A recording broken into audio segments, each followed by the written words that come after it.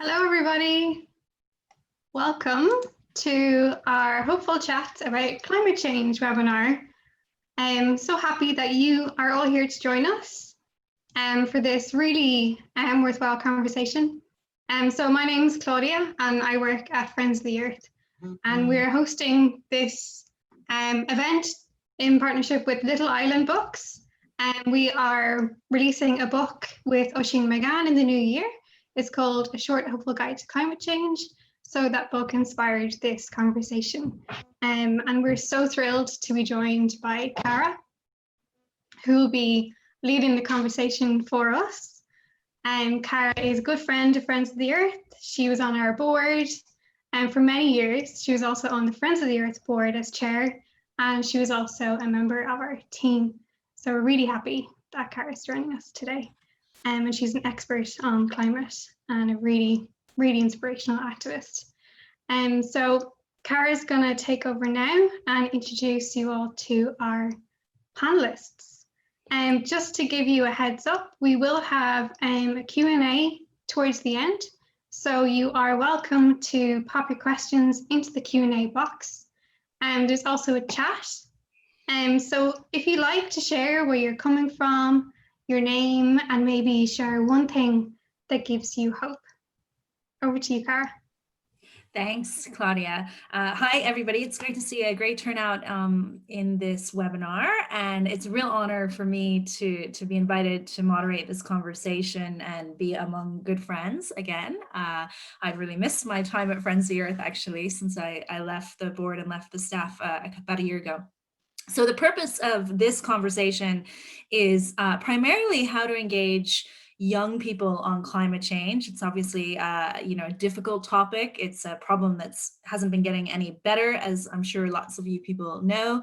And we all have children in our life. For me, this is a pertinent topic as an educator at UCD, not wanting to depress my students, but yet having to be realistic about the science of climate change. But, it could be our kids that we're trying to engage this issue on, or even just other young people in our community or our family when we're talking about this issue. But it's not just a problem for young people. We're all dealing with this climate anxiety and how to cope and how to maintain resilience in the midst of climate and biodiversity crises. So I think we can all learn a lot from our speakers tonight, and I'm really looking forward to being inspired by all of them. So we have three esteemed experts in this topic to join us today. We have Oisín McGann, who is an author and illustrator, and as Claudia mentioned, also author and illustrator of this new book co-sponsored between Friends of the Earth and Little Island. It's called A Short and Hopeful Guide to Climate Change, and it's part of Friends of the Earth's current crowdfunder for Ireland's most environmentally friendly children's book, which you can donate to at crowdfunder.fo.ie. And we have John Sharry, who is a mental health professional with over 30 years experience. He's founder of Parents Plus, which trains professionals in evidence-based parenting and mental health programs. He's also chair of FOSTA, which is an incredible foundation for the economics of sustainability, a really important topic. And particularly inspiring, wrote an article in the Irish Times back in October of 2019, a series of articles on the growing eco-anxiety that we're experiencing about the state of the planet. So I'm sure John will talk about that in his portion of the event. And finally, we have Ayanna Hedler, who is an Antidote climate ambassador, a member of Spun Out's national panel and leader of her school's environmental committee, and also a feminist with a strong belief in intersectionality, justice, and equitable systemic change. So I'm going to let each of these individuals speak for about 7 minutes, and then we will open it up to Q&A that you guys have for the final bit of the discussion. So Oisín, I was looking at your website, actually. I know we met at an event before and you did some fantastic drawings, which I have as my profile picture now. But I noticed in your bio that you said you wanted to be a zoologist in your youth. So maybe you could talk a little bit about your background and your interest in this topic, but also what inspired you to write this current book and what your hopes are for it within the climate movement in Ireland. Yeah, I did. Back when I was going from primary school into secondary school, I spent a lot of time quite seriously thinking about being a zoologist, but to be honest, I just couldn't commit. And also, it just wasn't going to be as exciting as I'd originally hoped. I visited the University of Sheffield when I was a kid and saw the zoology department, and it was kind of, they were talking about studying the side of a canal, and I was thinking, there's no tigers here. So I was kind of, I wanted to be more the one that chased the elephants around the savannah. But yeah, I should probably explain, I always kind of feel odd when I'm surrounded by kind of people with great academic records, and I'm sitting here at the art college dropout, trying to justify why I'm here. So I started off, I suppose, in terms of relevant background, I do school residencies for Poetry Ireland and Irish Aid, and the topic I cover is climate change. And I basically have to walk into a room full of either primary school kids or secondary school students and talk to them about climate change. And the way to do that, obviously, is not to walk in and go, hey, let's talk about climate change. So the reason to get writers to do this is that I do a kind of a storytelling course, and the theme is climate change. And one of the actually good things about climate change is you can write any kind of story, because everything is affected by the weather, everything is affected by the climate. And I will always use the students' own interests. You know, if they're into horror stories, we can write a horror story. If they're into romance, we can write a romance story. It doesn't matter. But we always, and so most of it actually is not information. Most of it is engagement. That's where most of my effort goes. So what I want is enthusiasm. I'm not trying to deliver a load of information. So that was, and then Little Island and Friends of the Earth came to me and asked if I'd write this book. And I had kind of some reservations, because I always think there's somebody more qualified than me to talk about it, certainly about the science. But I do know something about writing for young people. So my priorities were first to cover the basics and just kind of use it as a base level for informing people about the subject, and also to offer hope of a resolution, you know, and give it a light touch, so it would be an accessible read. And one of the firm commitments I wanted to make was that the resolution had to be in the same scale as the problem. So I was going to be using storytelling skills. It's a non-fiction book, but I wanted a sense of progress and a sense of momentum, so that it kind of carries you from the start to the end. And I think one of the most overwhelming things about climate change is we tend to be dealing with it on its own. It's such a massive subject. You can only ever look at one part at a time. And it's very hard to kind of weave it into everything else that's connected with it. And we also tend to be, a lot of the way that environmental events are portrayed, we can be quite disconnected from and distant. And that means that we have this kind of weird threat that is both boring and terrifying. You know, it's very hard to get your head around it. It takes an awful lot of, a fair bit of knowledge to understand it and get a perspective on it. So a lot of people just back off as soon as they hear it. So getting people engaged in the subject is one thing, and then getting them engaged, you know, without everybody getting too overwhelmed by it is even more important. So one of the things I wanted to do with the book in particular was to say that we're not starting from scratch here. You know, particularly for young people, they kind of feel like this has happened all of a sudden. And that all of it, you know, this is something that has to be dealt with all of a sudden. You know, this is not the starting point. People have been talking about it for a long time, and people have been doing things about it for a long time. You know, you're getting on a train that was already traveled a long distance. And I also, one of the key ways the book is structured is I start off by showing, well, climate change developed with civilization. It's a result of civilization. So on one hand, it's almost like a bill that has to be paid. You know, we have to kind of face up to the fact that we're responsible for it. But we also developed a civilization thanks to fossil fuels. So we have to kind of acknowledge that they have got us this far. And I wanted to have this sense of, like I said, momentum and progress, so that, yes, they've got us this far, but now that momentum, that progress is carrying us on beyond fossil fuels and beyond our need for them. And I think one of the best reasons for hope, actually, you know, counterintuitively, is that we've caused it. On one hand, because, you know, some of the actions that are causing it we can stop doing. And the other thing would be, it's kind of evidence of our power, you know, and most of the time we spent causing it, we were less educated, we were less enlightened, you know. So we've reached a state of enlightenment of education where we understand the problem, and we are still going. You know, we can look back and say, all right, we've caused this, And though that, again, is part of the storytelling of it. So a large chunk of the book does look at the problems, but I also put them in perspective by showing how much we've achieved, and that we are achieving all the time, and that we're doing it with increasing cooperation and enlightenment. Because there's no getting away from it. That we've changed our climate, but the growth of our civilization has grown with it, and that same progress means that our climate is changing, but we've also walked on the moon, and we have eradicated smallpox, and we have created the internet. So those things are all woven together. So it's very often that we will look at the negatives and not the positives that came along at the same time.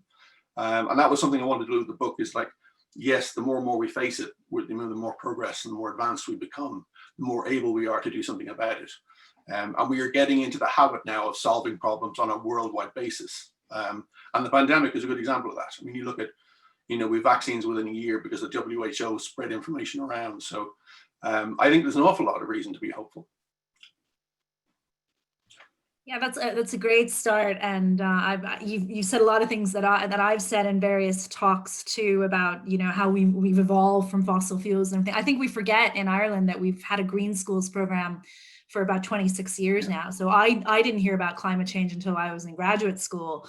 But anyone who's kind of 26 years old and younger gets this at a level that people my age and older really don't understand, because we weren't educated about it from a young age. So you're right about human evolution and knowledge. Thanks for the opener, Oisín, and I'm sure people will have lots of more specific questions for you later. John, I know you have a slide to share with us, but I'd love to hear more about your work with young people in relation to their response to the climate crisis, and maybe you could share some tips for how all of us deal with eco-anxiety when we're working on this issue.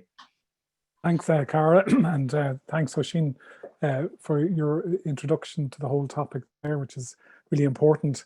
My own work is as a mental health professional, so I look at the sort of the emotions of climate change, which is often people are looking at the facts and the statistics, but for me, it's all about the emotions. And I guess what I've discovered as a mental health professional in the last, I've been doing this work a long time, 30 years, has a massive growth in anxiety and fear, and like almost an epidemic of anxiety. If you look at a youth mental health study, My World study, they found a sort of 4-fold increase in symptoms of anxiety over 10 years amongst young people. And the anxiety is in a context of, people often talk about the mental health things, but it's in the context of things aren't right in the world. There's a growing awareness of that, growing awareness with the political systems failing, the sort of climate events that are happening, the wildfires. So there's a lot of fear and anxiety around, and distress. And I suppose my work is noticing that in young people and adults, I have to say, and I'm trying to support people manage that and understand their emotions. Because I think this is a really important thing, because I've seen the book was how to have conversations, how to talk to young people, how to talk to people about climate change. And actually, it's not really a rational debate anymore. It's a sort of irrational debate based on emotions. So it's not about persuading people with facts. It's about actually understanding their emotions. Really is where we have to make progress. So like quite a lot of people are sort of denying the reality of climate change, and really what the reason they do that is they're denying the turmoil of the emotions that would bring for them, and because that's too painful to face.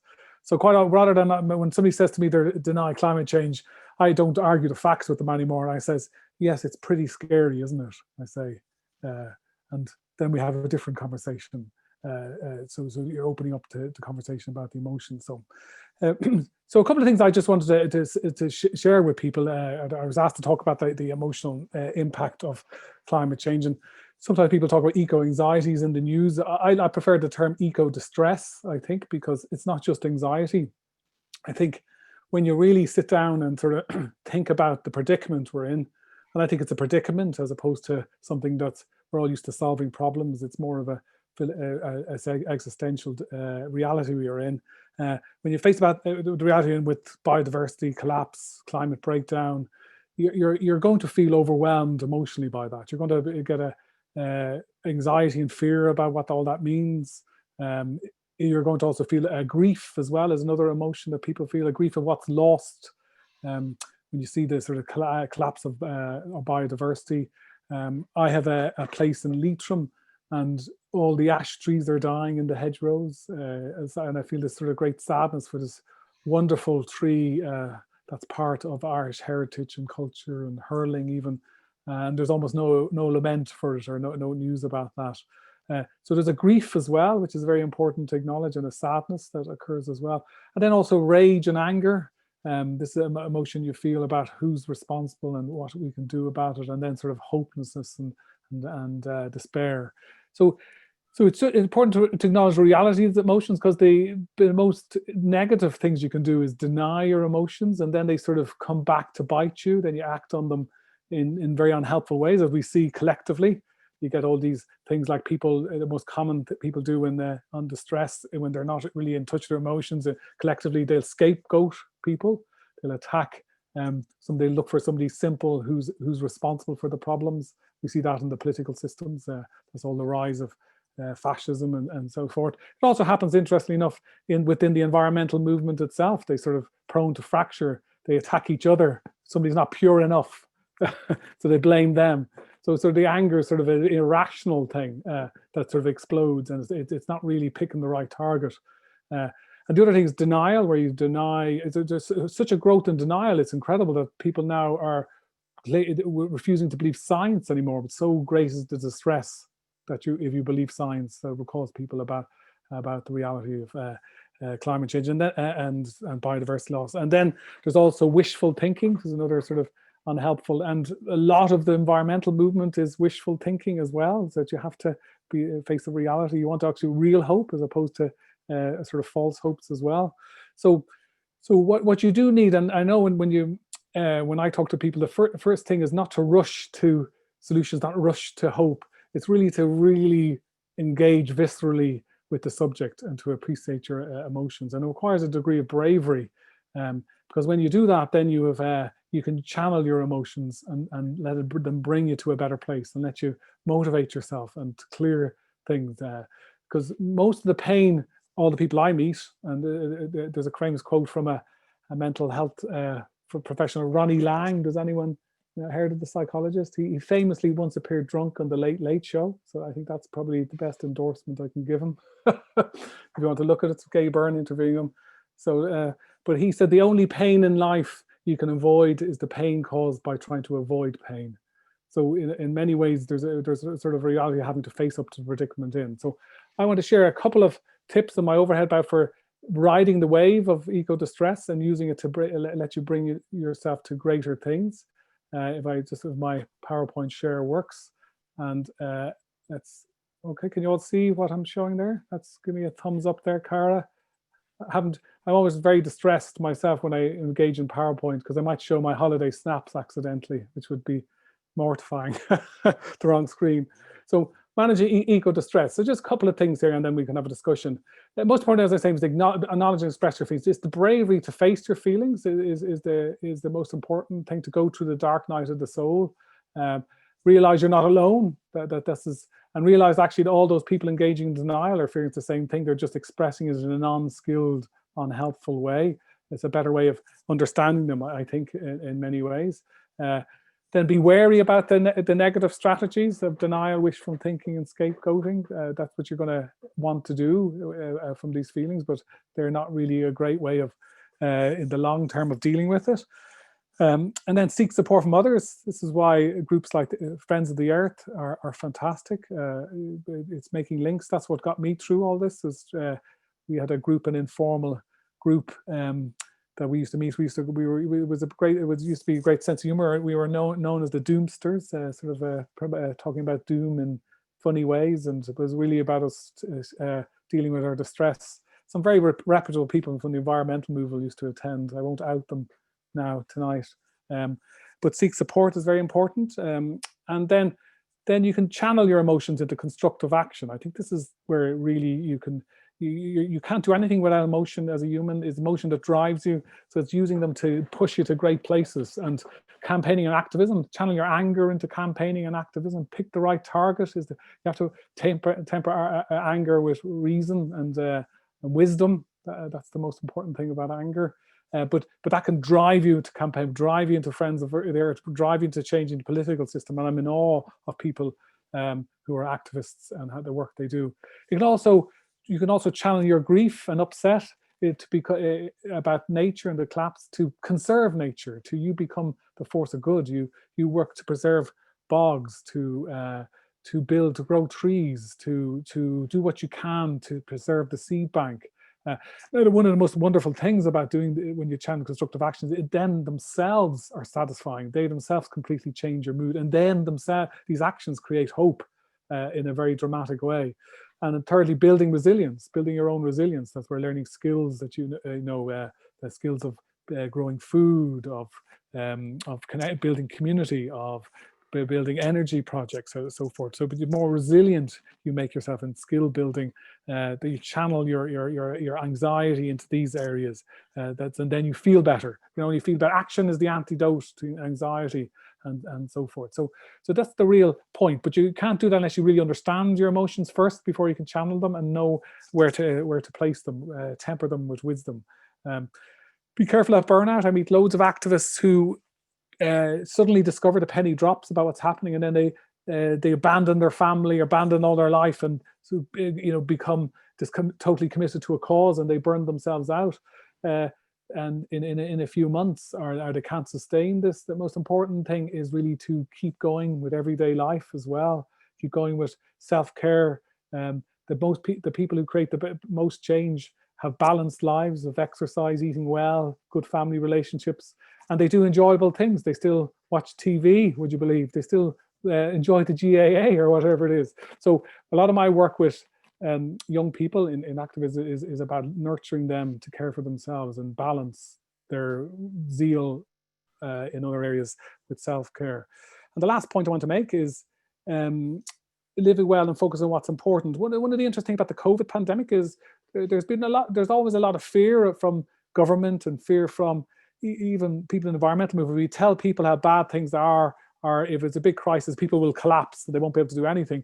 Sometimes it's the complete reverse, in fact, that people in the face of adversity and reality of very hard situations will continue to live well and in fact focus on important. In fact, in the early stages of the pandemic, people's altruism was activated. There was a lot of drive to support, to comply with a clear messaging and to create great social change. So there's a lot of hope in that.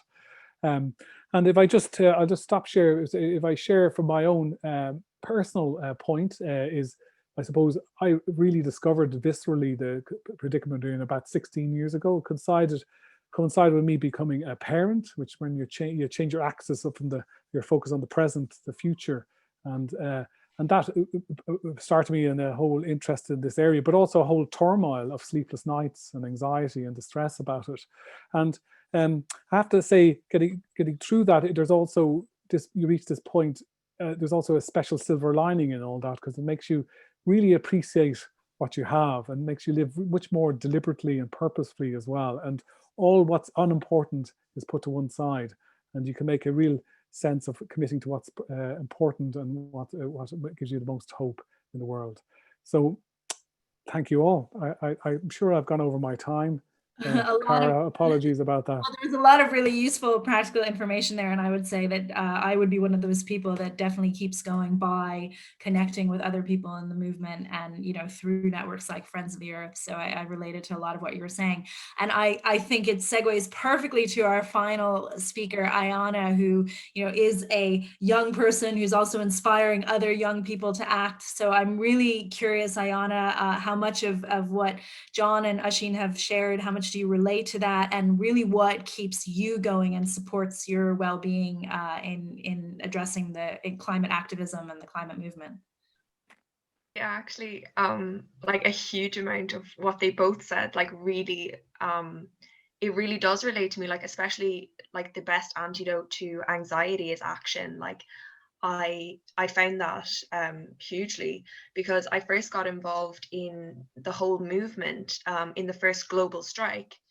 And to be honest, like back then it was kind of like, it was in the back of my mind. I was like, yeah, I'll go to this strike. But like what really activated something in me was the amount of like betrayal and anger in the young people that were there.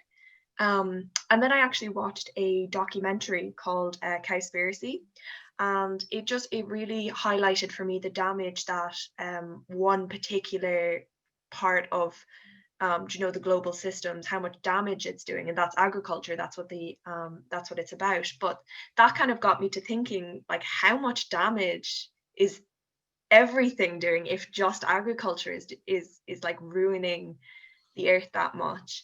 And that really like got me involved, and I joined a lot of different youth organizations, and I did start to get burnout, because I find that when you start getting involved, it's like there's so much information there, because the climate crisis spans everything, really. It's interlinked with racial justice, it's interlinked with everything. It's in feminism, it's so. For me, it was a lot of information. I got very overwhelmed, but I found a lot of hope in just my fellow activists. Like, there's a huge support group there, and especially in the second global strike, it was incredible the amount of people that showed up globally. Like, I think it was like 4 million.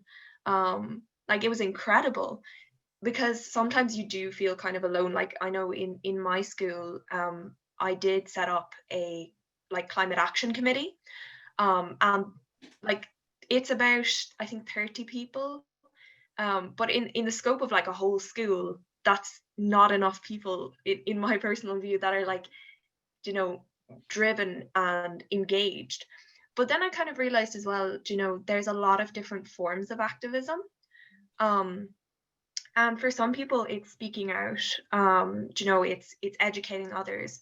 But for some, it is also just, educating themselves and taking on board what they learned, and maybe like altering how they farm, or, and I do find that there is a huge focus on certain types of activism, physically going out there with a megaphone.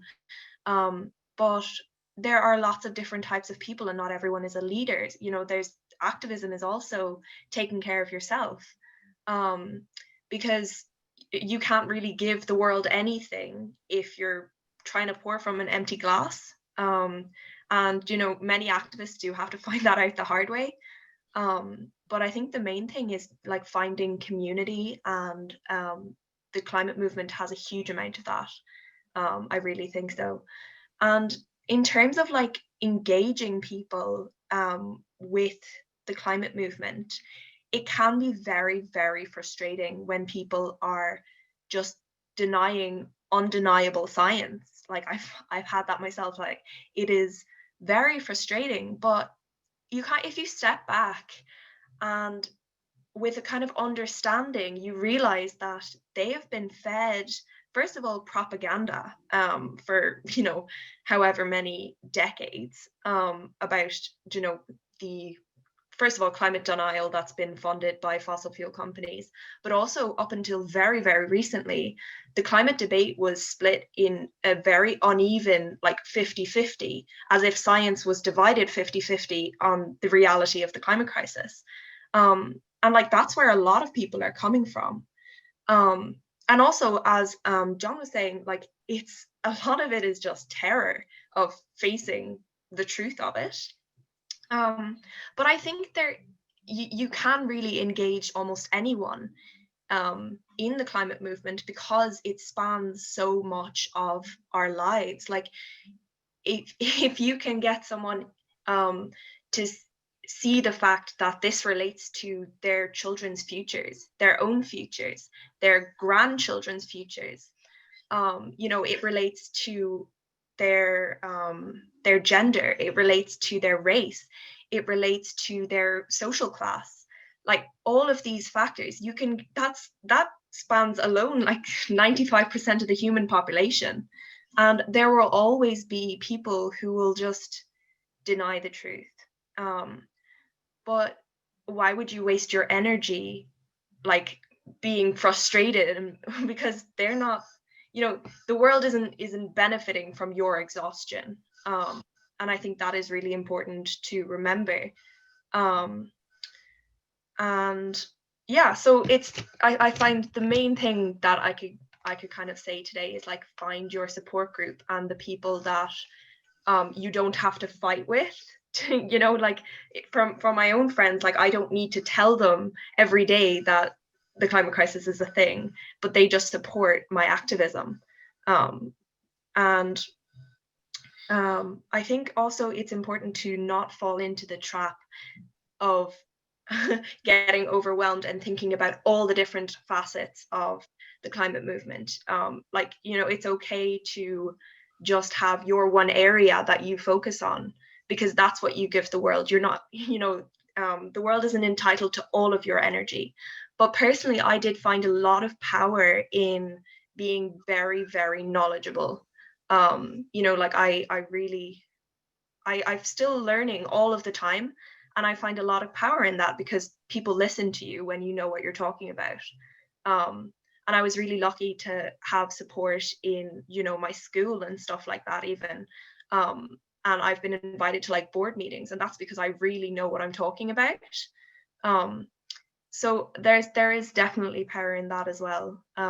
But again, like, it's not only about knowing the facts of climate change. It's also about engaging people through their emotions and through whatever area you're interested in.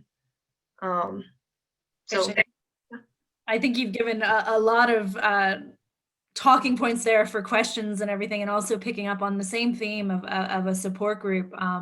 I noticed one of the questions coming in on the Q&A, and so for anyone who has questions for any of the speakers, just pop them into that Q&A at the bottom of the screen.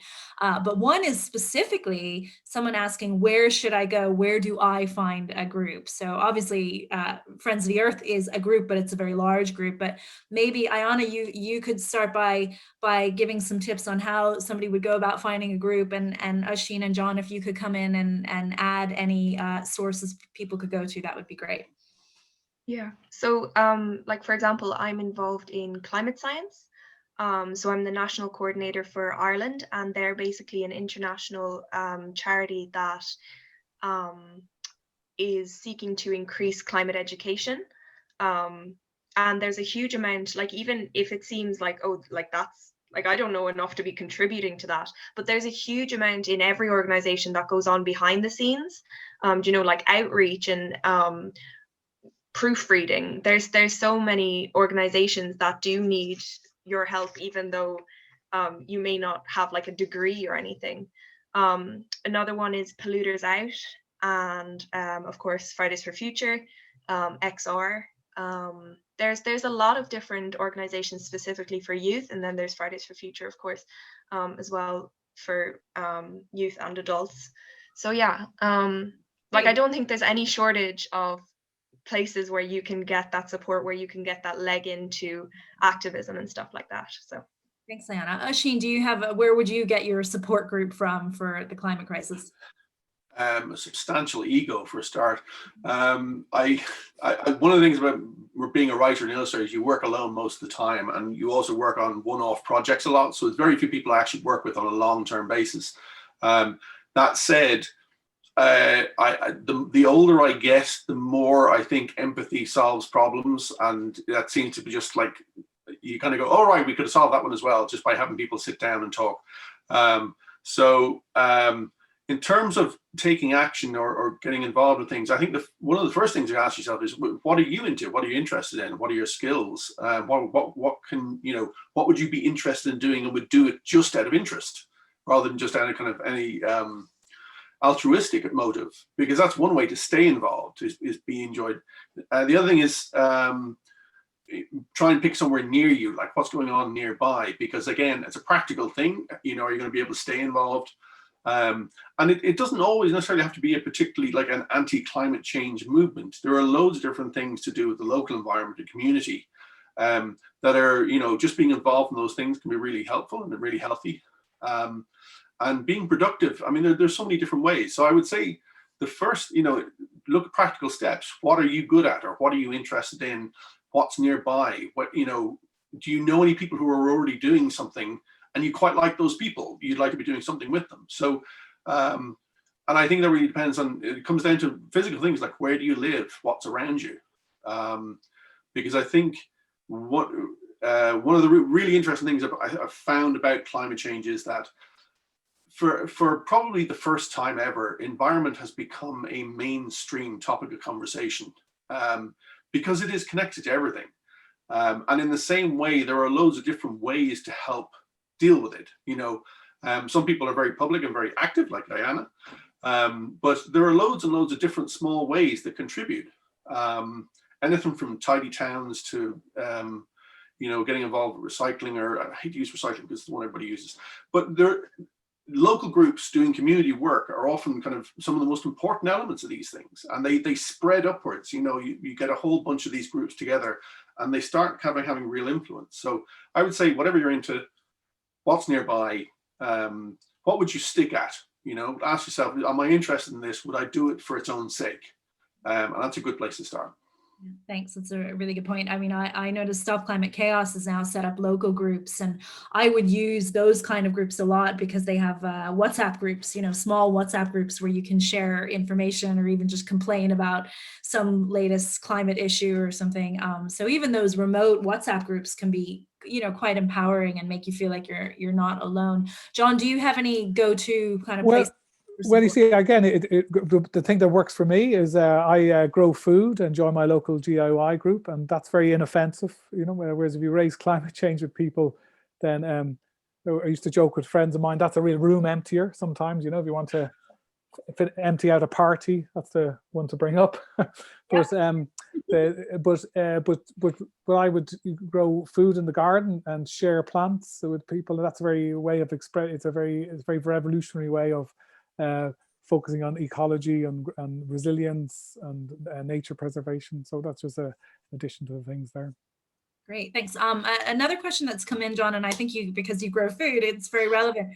How do you think we can build positive stories around agriculture specifically? Ayanna mentioned, you know, being overwhelmed by all the bad effects of agriculture. So how do you complement that with remedies and strategies and actions to give people who are involved in agriculture some hope? Well, I think having a good bit of interest in this area, I think there's loads of great stories told about regenerative agriculture in Ireland and organic farming. There's the whole movement of farming for nature, or the National Organic Training Centre around biofarm. So there's lots of very good stories that are given place. So I think it's tell those positive stories, and they're really interesting stories. Like one of the things, without offending farmers, conventional farming is incredibly boring and industrial.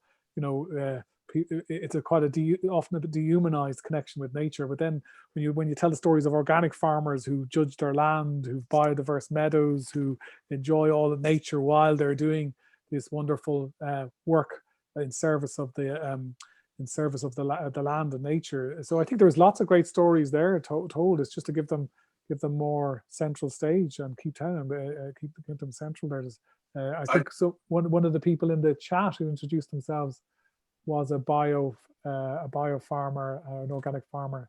So maybe they want to say more about that. So giving those center stage, I think.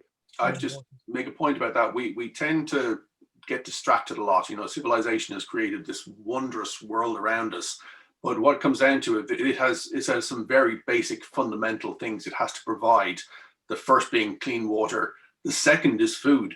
It is the second most important thing we do is farming. And because we've got so used to food being available, at least in the Western world and wealthier countries, we tend to think, well, somebody else is looking after that, it's done, you know. But it's a really simple fact that if something failed in farming, if there was some kind of, and it happens, you know, a local one here would be, I was actually doing a climate change residency in a school, and they had a really damp, I can't remember, it was a few years ago now, and because of flooding and a wet summer, they hadn't had enough forage food for the animals for the winter, for the sheep particularly. And one of the local guys had to import this stuff from Britain. He had to import fodder. And that's like, all of a sudden you realize, oh yeah, food, that's pretty important. We should be paying more attention to that. And I think the kind of drive to make food more local and to have sourcing you know, really well kind of signposted on packaging. I think all of these things just make us a little bit more aware of where it's coming from. and appreciate it. You know, farmers are the custodians of the land, and they get support from the government from our taxes. You know, so let's kind of help steer kind of good habits. Let's put those things to work and kind of, you know, lead it towards a more sustainable type of farming. Thanks, Oisín. That's a good I point. just want to make a point on that, actually. I think like agriculture is one of the main things that you can actually flip the story with, because at the moment, yes, mainstream agriculture is a force for destruction, but when turned on its head, it's actually one of the main sources of, you know, carbon capture, of equitability, you know, just general, like when you go into regenerative agriculture, it's a very, very hopeful story. I think like soil, for example, is one of the most amazing things that, you know, humanity of nature that humanity can utilize against climate change. And also the resilience of communities depends on you know, our food chains and stuff like that. There's actually a documentary called Kiss the Ground on Netflix. I really recommend it because it's so hopeful. It really is. I think it's incredible, actually, what we can do with agriculture as a force for good. Yeah, that's a great point. Even my gym coach, who's not the least bit into climate or any environmental issues, loves that documentary Kiss the Ground. So it's a great way of educating people who maybe wouldn't normally be interested. But I think you make a really good point, Aiyana. And, you know, even to deal with the biodiversity crisis, we're going to have to really engage agriculture for rewilding and everything too. So it can have benefits for climate and biodiversity. We had 2 questions come in on COVID specifically. So I'll let you guys answer either of these. I think they're both very related, but one is obviously talking about, you know, hoping that maybe people are more interested in respecting wildlife as a result of what we saw during COVID, where wildlife kind of claimed the space that people were retreating from as we locked down. And they're wondering if this is a realistic possibility that people might be respecting nature and wildlife more because of what they observed during lockdowns. And the other is talking specifically about COVID distress in young people.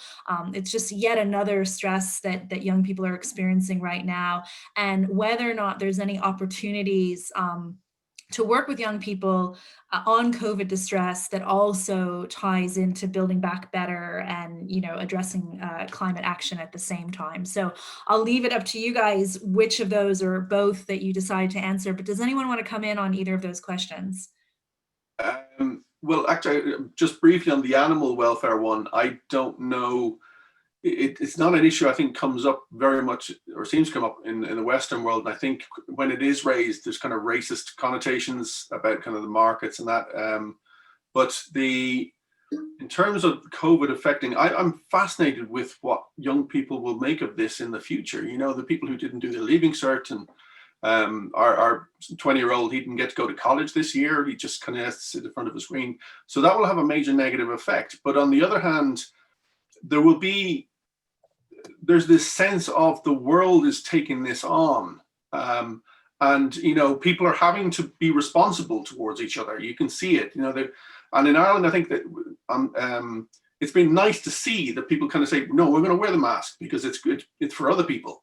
And I'm going to keep my distance, and we're going to behave, at least most of us. And I think being able to connect that on kind of international news and hearing about it on the web, and also seeing it when you go down your local shop, I think that's that's going to have an effect that I don't think we have an equivalent for in my generation. So it's going to be really interesting to see. But I mean, there's absolutely good. You can see the anxiety and you can see the effects on younger children. But I think there are positives to take out of it as well. And one of the really good things to say, which sounds odd about the pandemic, is that we are readjusting our values as to who is important in society. Because all of a sudden you're going, I don't care if the banker goes on strike, but I need the bin men to collect the garbage, you know, and I need people to be working in the shops, and I need the health workers to be doing their job, and I realize that they are taking a big risk in doing so. So all of a sudden we're face on to this stuff. It's absolutely right in front of us. And I think that I hope that long-term society will kind of absorb those lessons. Yeah, it's a really good point about who we value and who are the real essential workers in our society. Ayanna, do you want to add to that in terms of relating to bringing back nature because of COVID, or even the COVID stress and connecting that to what you've experienced with climate anxiety?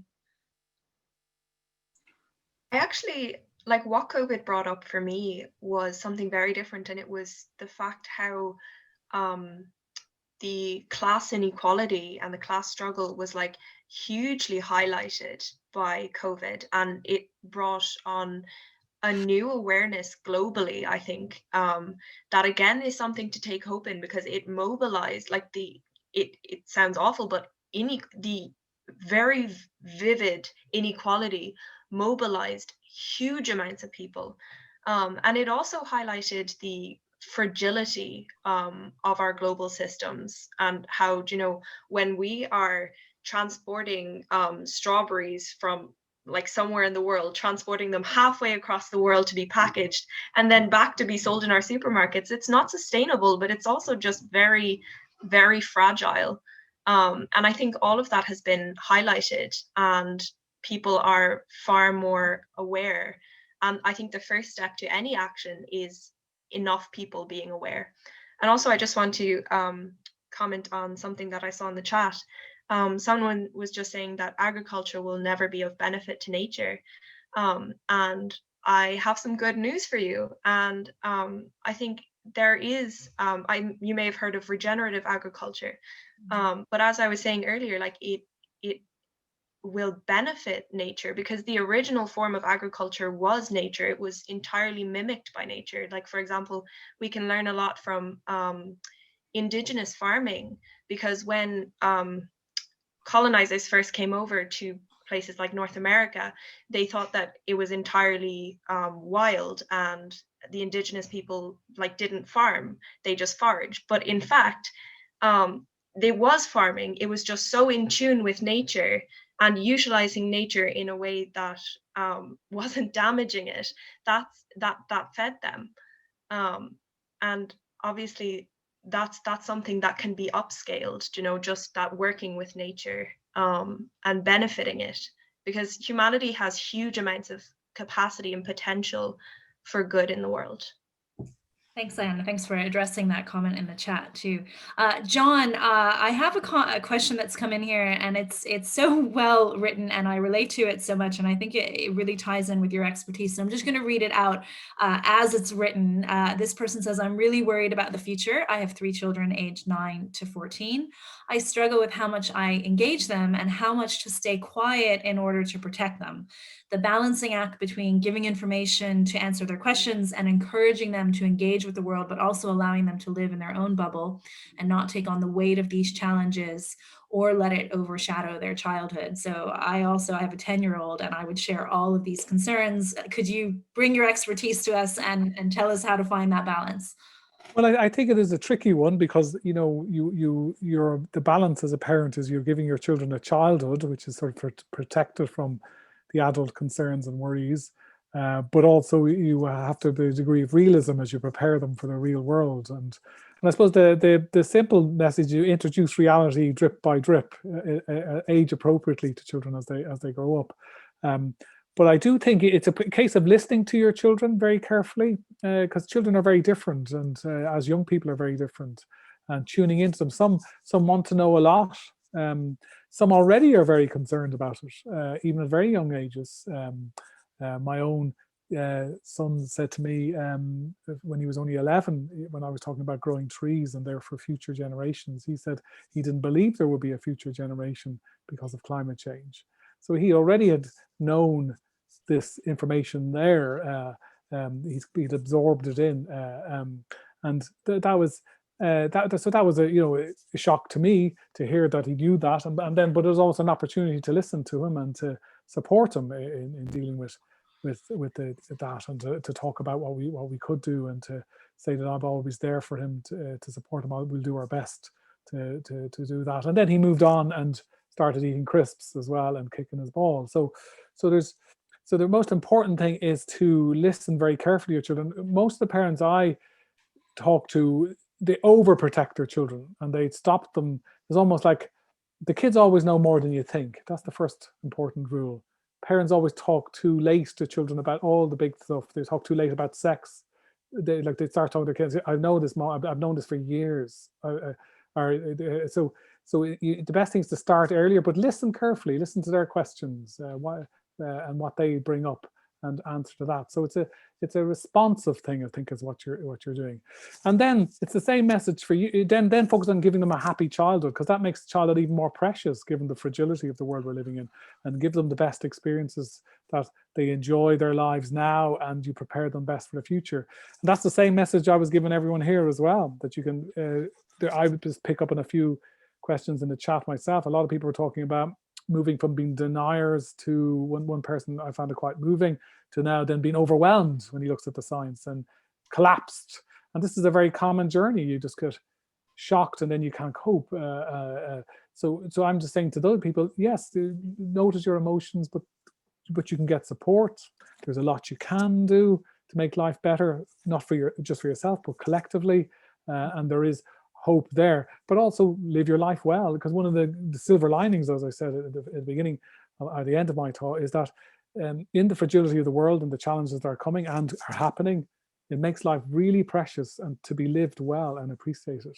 And that's your best gift to move forward in this, while doing everything you can to make a difference. And that's a complex thing about that. So. Yeah. And can I just say as well, I'm very interested in connecting more with people around these topics, the emotional topics, the parenting topics, how to support one another, because climate conversations often end up in the fights and debates about which action to take, and that never work, and you're a hypocrite because you drive a car, and so in a way I'm interested in supporting people through the emotional journeys of those things, and to offer to come to terms with the existential difficulties. So if anyone's interested in talking more about that or setting up sports, I'm particularly interested in supporting young people around that, just get in touch with me and we'll see what we can do. Thanks. My daughter, my older daughter is 11, and she gets quite intense. She's into science and big reader, but she gets overloaded with stuff. She takes stuff in and kind of sometimes doesn't have a release valve for it. And she doesn't like hearing much about climate change stuff. She'll hear me listening to podcasts or whatever, but she other scientific subjects she'll hang around and listen, but this one she won't. Or at least a lot of the time. But we were watching a program, I think it was called The Americas, it's Simon Reeve on RTE, a few nights ago, and it was showing some of the aftermath of the Californian wildfires. So I was kind of a bit worried that it was going to make her anxious, so she's going to react badly to it. But actually, one of the things they were showing was that the firefighters were coming in and they were doing a controlled burn in one area. So they were showing how they burnt a section to basically cause a fire break. And in a way they control it before the fires it could become fuel for wildfires. And they were really interested in this, both her and her younger sister. And I was my wife and I were watching them going, is this going to be too heavy for them, or what are we, we just kind of let it go. But they actually started asking questions, why is he doing that? How come he's doing that? And, and I think the difference was that they saw somebody taking action, and then it was like just their job. These guys were out doing this stuff. And it was something interesting. We thought, why would you set a fire on the ground in a forest? And they when they're explaining why they're doing this. And this had been preceded by a woman who'd lost her house. I mean, that place looked like it'd been hit by a missile. And yet they go into this forest and they show what they're doing. And I think the difference was that the action was on a scale with the problem. These guys, this is what they did. This was their job to go in there and do this. They did this every day. And it was normal, that they tackled this kind of problem. And I think they found that very reassuring and interesting, because it was odd and yet looked a little bit dangerous, and a bit bit of drama, but controlled. Yeah. So it was really interesting to see their reactions to that, because some of the place looked devastated. Mm-hmm. But just, I think that was because it went with problem and then solution. They found that reassuring and they found it interesting. Yeah, that's a really good example. And I think something we forget is that in the mainstream media, all we hear is bad news stories. But one of the things I learned when I was working with Friends Zero International is that there's good news and good work going on everywhere that we never hear about, because those kind of stories never make it into mainstream headlines. So it's those examples of like good news stories and solutions and everything that can inspire and keep us going. I want to thank all of you for your excellent contributions and expertise. Oisín, John, Ayanna, you really, I'm sure we could talk all night about this subject, and I hope we engage more in the future. And I'm so looking forward to reading your final book, Oisín. I saw a bit of a draft of it and it was fascinating. So I'm going to close the session by inviting the publisher at Little Island Books, Matthew Parkinson Bennett, to speak more about your book, Oisín, and what motivated the collaboration between Friends of the Earth and Little Island on this, and talk a little bit about the crowdfunder. So Matthew, you can close this session. Thank you very much. I am Matthew Parkinson Bennett from Little Island Books. Thanks to everybody, to all the panelists. This has been so fascinating. And from when we first we publish books for young people for all ages, from toddlers up to older teens. And when we first conceived of this book, it would be one of our 10 to 15 books we'll publish in 2021. And we thought it was a really interesting topic, and we thought this could make a great book and could be really valuable. What we didn't anticipate was what a journey it would be and how much we would learn from so many aspects of it, from working with Friends of the Earth, working with Oisín, and this event this evening has just been really just kind of informative and inspiring, and how much it would cause us to reflect on what we do as a company and as a publisher. So what we do as a company, as a publisher, is, as I say, we publish books for young readers, and we try to think. We mostly publish fiction, and we publish some non-fiction, and we had published some works of fiction, some novels for children, which kind of had climate change as a topic or a theme, climate fiction as they call it. But we try to think of what are important topics for young people today, and what kind of books do young people need, as well as simply what will entertain them, what will actually really provide some value in young people's lives, and what will help young people to address some of or to understand or to cope with the world. And I think that's something that fiction can do, as well as that non-fiction can do. But we were discussing various, and that has led us to publish books about the refugee crisis, about race, about gender, and so on. But, well, we were discussing what would be an important topic for young people that we should cover in a non-fiction work. And we thought, okay, climate change is incredibly important to everybody, and I'm sure children are worried about it and interested in it. So we got in touch with Friends of the Earth about the possibility of doing some sort of collaboration. And in our first meeting with Friends of the Earth, they explained to us some stuff which was really hit home with us as a publisher and as people who work for young people, about the way that young people and their experience were being affected by climate change, and by the information about climate change that they get, and by and the anxiety and kind of worries and fears that young people are having about climate change. So we left that meeting thinking that it was more important than ever to do a book about this topic for young people, and in particular to try and do a book that would present the truth and, good science and good information, because young people, especially teenagers, which this book is for, really know when they're being fibbed to, and they're being given fibs and half-truths by the adult world all the time. So you do need to give them straight information. But also we realized that it really needed to be a book that would have a hopeful and optimistic message, and to try and tackle some of that anxiety, and to give them a book that would maybe make them feel empowered without making them feel overwhelmed, like it was their responsibility to fix the problem. So the first and last name on our list of authors to approach about the book was Oisín McGann, because we knew that, as well as a first-rate author for young people, Oisín had a particular interest in this topic and was already doing work in this area. And And we're delighted to be collaborating with Friends of the Earth and publishing this book in association with them. It's going to be published next year in April. And we decided that in order to really walk the walk, we would need for this book to be actually produced in the physical production of the book in a way which would be as eco-friendly as is possible, while remaining an affordable project. So we did some research into the area of environmentally friendly book production and printing. We found a printer in the UK called Ashley House who specialize in this, and they are really at the cutting edge of, in terms of the materials and the techniques that they use.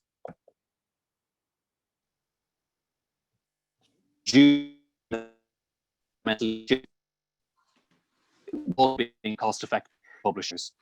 It does cost more than printing a book generally would to print it in this way, and partly for that reason we have a crowdfunder which we're running in association with Friends of the Earth. We're raising money to help us put this project into action, and anybody can donate any amount at crowdfunder.foe.ie. And there are a range of sort of perks and gifts on offer for donors. If anybody donates a certain amount, you'll get a copy of the book and so on. So I'd like to encourage anyone to encourage others to donate and to share on social media that you've donated, to email anybody. And this book hopefully will make a great Christmas present for some young people. So if you know anyone who is looking for a last-minute Christmas present for a young person in their lives and they don't know what to get them, and they'd like to get them something that is environmentally friendly and helpful, a donation will, in the name of a young person, is a wonderful thing to do. So I want to wrap up and say thank you to all the panelists, and thank you to Cara for being a great chair, and thank you to everybody who has joined in the chat or in the Q&A, or has just been a kind of silent party to this inspiring evening. I just thank everybody who's donated already, because it's extremely humbling to see people, you know, normally in publishing it's just one company kind of pays out. This is like so many people's contributions and support, and it's been really, and even the messages with the donation has been really supportive and a huge help to us. So thank you very much for that. Yes, thank you, Oisín, for reminding me. Thank you so much to everybody who's donated to help make this book happen. And yeah, I hope you all have a great evening, and take care of yourselves. Thanks everyone for a great chat and conversation. Bye.